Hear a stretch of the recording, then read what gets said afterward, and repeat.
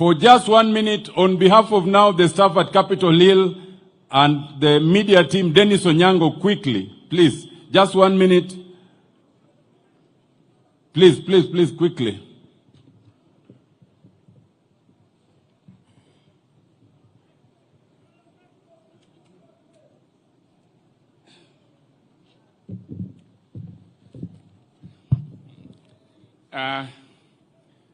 To George's immediate family, Karen, His Excellency the President, who I know must have been a beneficiary of George's security at some stage, to Right Honorable Raila Odinga, our boss, and a man who has lost a piece of himself, I'm here to speak on behalf of the office that you lead, and I'll speak from the point of view of George as a professional. I knew George. I've known George for some time. Even before I joined you, I knew George. And as I've said before, a bit of things may not be the same again with this exit. We will try to fill the gap, and we will fill the gap eventually. But a few things will take time, because George and you developed some kind of telepathic relationship, such that if George sensed that there is a problem between you and Mzee, you will notice it from George's reactions. George will never leave Mzee's side, even when he was hungry.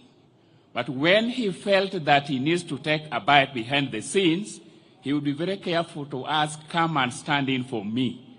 And if you try to stand in for George, and you realize he was not allowing you to stand in for him, then you knew there's a problem. There are many things that George made work seamlessly. Some of those are things that you would not tell him, but which he would read from your body language.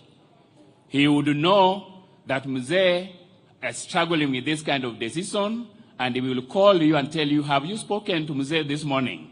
And you say, I don't need to talk to him. He'll tell you, call him. That time he knew there's something you are struggling with. George loved order. George loved decorum, and George loved sustaining an image of Mzee, so that if you looked like you are not fit to be around Mzee, he would whisper it to your side and tell you never appear like this before again. On on the left-hand page of this, you see George in a red tie. I have this red tie. He left it with me. He left it with me because the day we were in Addis, he felt that the tie I was wearing was not fit for the occasion. So he told me, take this one.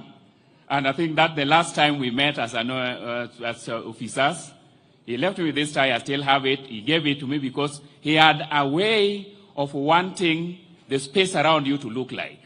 And he would not tell you, all these nice dresses that you see, George, it was deliberate. It was very deliberate. Finally, behind all the tough things that he did, George helped me sustain an image of you, because George was very friendly to a very special constituency called the media.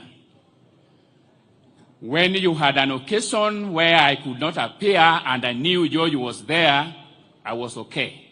You would tell him, please, of all the things the media get accused of, all they need is access. Facilitate the access to the boss, and we will be okay. And George did that.